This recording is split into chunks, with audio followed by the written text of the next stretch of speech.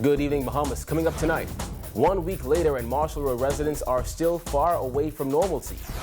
The DNA leader said an alternate energy source would have helped the current power crisis. Matthew's gone, but what about the Zika virus?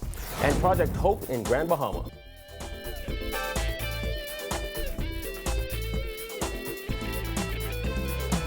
Welcome to All News. I'm Kyle Joaquin. Thanks for joining us. Topping news tonight, 1 week after storm surges destroyed basically everything in many houses along Marshall Road, many of those residents are still unable to occupy their homes. And while Hurricane Matthew was only here for a day, the damage the storm did to that community will take a while to bounce back from. I never even dreamed the water would have come this far. I never even dreamed that.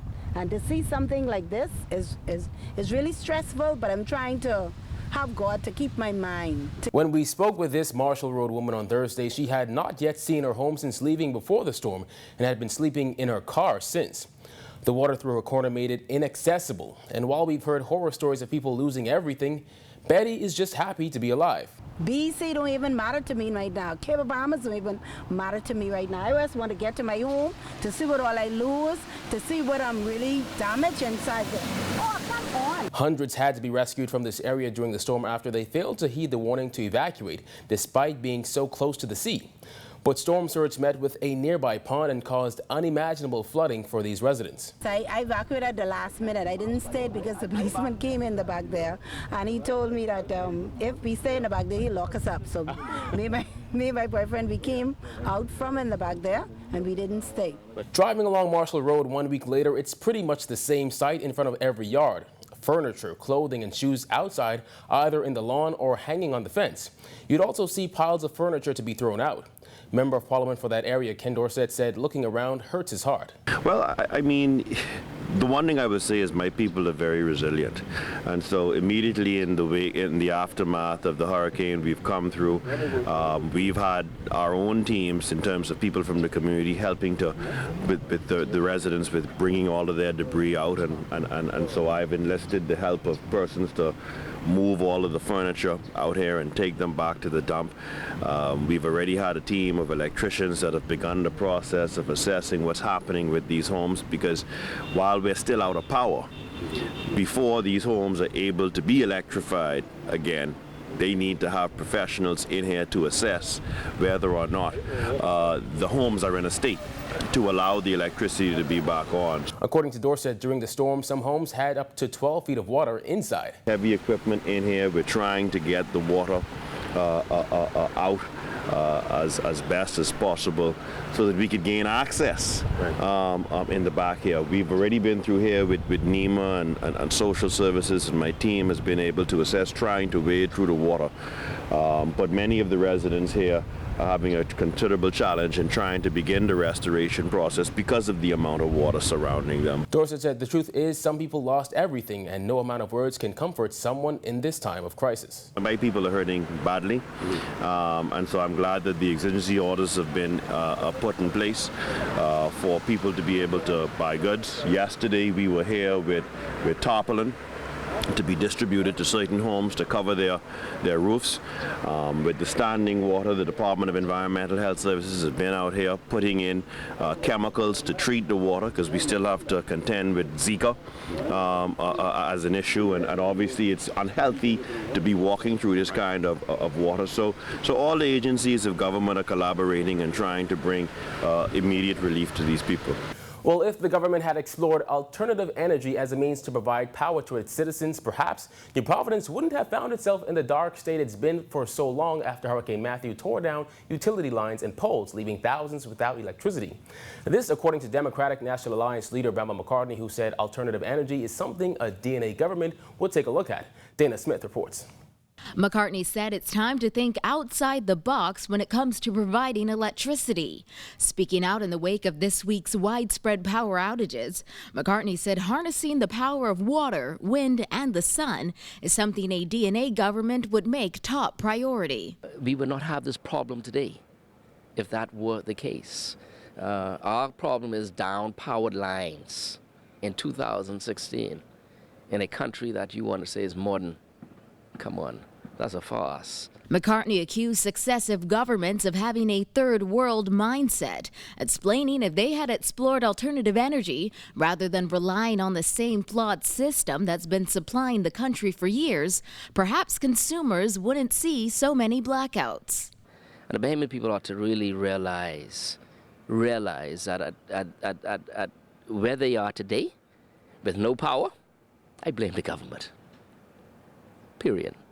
I blame the government. Because we should have been more advanced. This government and the previous administrations, I blame them. We should not be in this position. Alternative energy is something the DNA has had on its agenda since its inception, according to McCartney, who said the party has a plan to implement it as the power sources are already there for the taking. Sun, the current, the wind, waste energy, plugging into the power and right. I mean, everything is there. Plugging into the power in Florida is there. I just don't understand why we don't. Our people just talk. Our government just talk. All of them. And the time for talking is over, McCartney charged. He said if the country continues with the type of governance it has now, we'll only continue talking about what could have been or should have happened, when in reality, it's clear what needs to be done. This government ain't gonna do it. The last government didn't do it. Don't expect them to do it. And only the DNA have the wherewithal and the commitment and conviction to do it. Reporting for our news, I'm Dana Smith. Thanks, Dana. Well, Hurricane Matthew may have taken a number of trees and power lines down with it, but what about the Aedes aegypti mosquito that transmits the Zika virus? The status of the virus in the Bahamas has fallen out of the headlines in recent weeks. However, Minister of Health Dr. Perry Gomez says the Bahamas seems to be holding strong in containing confirmed and suspected cases in the country. Fortunately for us, we haven't had any rapid rise in Zika infections in our country. We're still in the teens, and so I think we are faring well as a country in respect to the incidence of Zika so far. Gomez says there are still guidelines that all residents should follow to prevent the Zika virus infection. I'd assume public health will be involved in spreading the message of trying to get things cleaned up, the community is cleaned up, and also encouraging people to wear long sleeves. In addition to preventing mosquito bites, Bahamians have been advised to practice condom use, as the virus can also be transmitted sexually. No vaccine currently exists to prevent Zika. Well, relief is on the way for people in Andros as the island begins the process of recovery. Civic groups, businesses, and churches alike are banding together to have supplies shipped and flown into that island, as well as Grand Bahama. One group is Project Hope of Bahamas Harvest Church. The group is today in Grand Bahama, dropping off food and other supplies.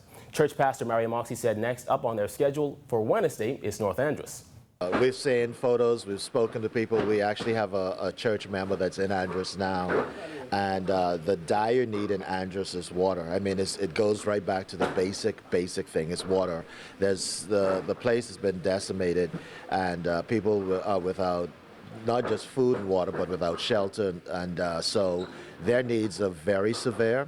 And the reason why we're going there is to try to facilitate and help meet some of those needs. The one death during Matthew for the Bahamas occurred in Andros. However, that was reportedly due to a heart attack.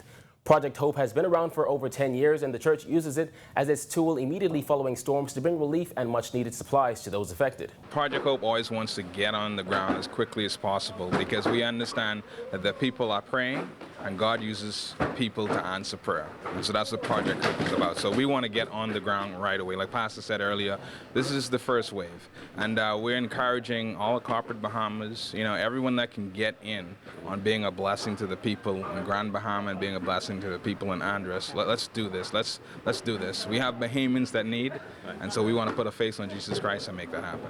But while Grand Bahama and Andros were seriously impacted by Matthew, there were many in Nassau who suffered major losses as well. Moxie said his first order of business was contacting his members. Yeah, this is the first time that we've actually had a storm that hit Nassau in this way. And our first priority is our church members. And so a number of persons in our church would have already gotten telephone calls to make sure that they're all right. We want to make sure we minister to our Jerusalem first before we go to our Judea and Samaria.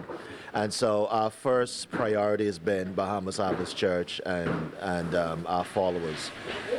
We are still in the process of meeting those needs, and as we meet those needs, we're going to continue to meet other needs as well outside of New Providence in Freeport and Andros. When our news returns, the opposition said to be forming a response team of its own. Stay tuned.